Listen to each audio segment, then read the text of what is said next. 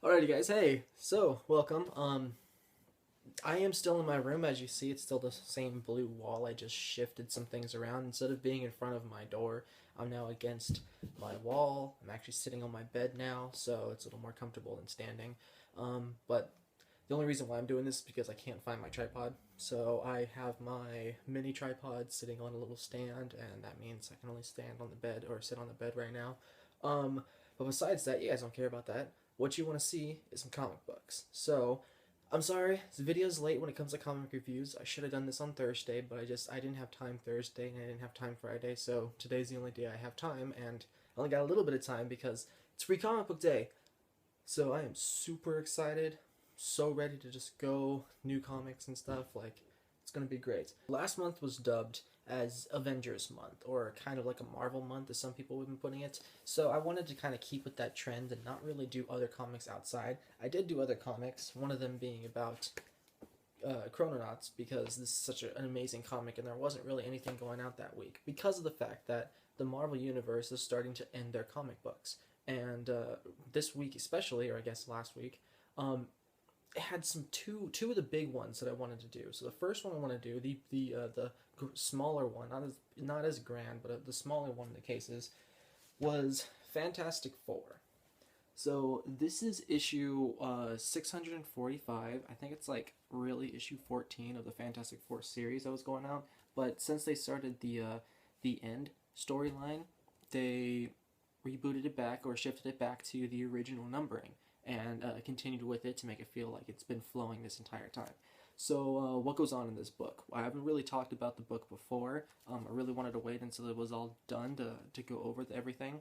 But pretty much, Fantastic Four is being attacked. We have Thing was in jail. Human Torch lost his powers. Sue Storm's going nuts, and Mr. Fantastic he's about to go to jail, I guess. At the beginning of this whole storyline, he's gonna get framed for like the destruction of the world and all this crap, and pretty much they had to. It's very convoluted, but there's Annihilus or Annihilator, whatever his name is, the guy who lives in the end zone or whatever. Oh no, it's not that dude. It's a different character. Sorry, I don't really read too much when it comes to Fantastic Four. Unfortunately, I was really into FF or Feature Foundation. Fantastic Four, not that much. But person I'm talking about is Psycho Man. So that guy right there.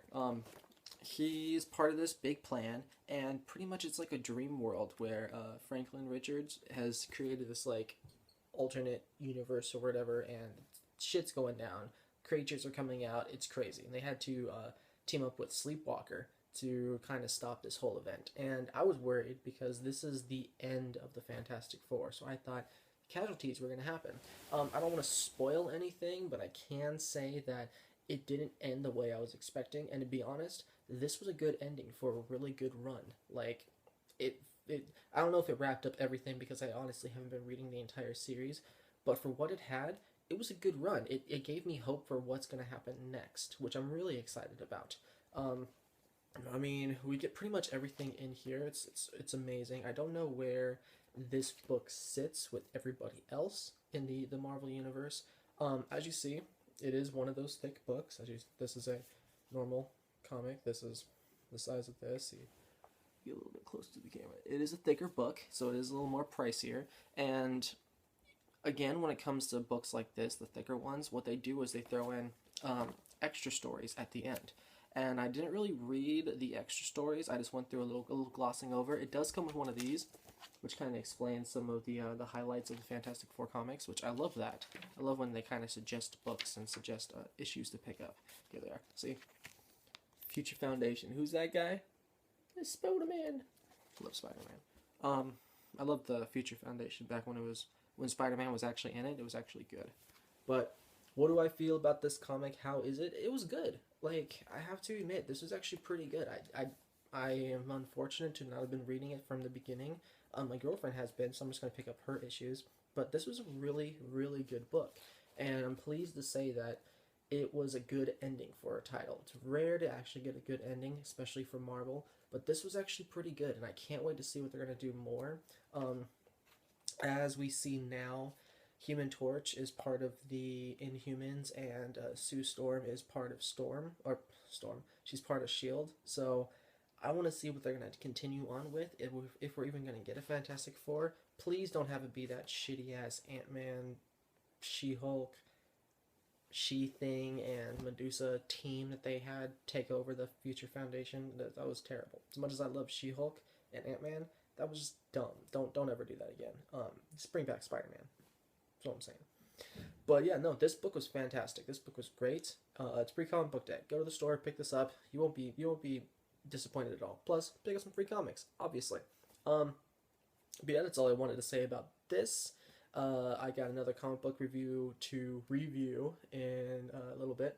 It's the bigger one, the big one that end everything, especially for the Marvel month, the Avengers month. This is the one to do it. So anyway, guys, take care. Stay tuned, of course. Next reviews will be coming out, and talk to you guys later.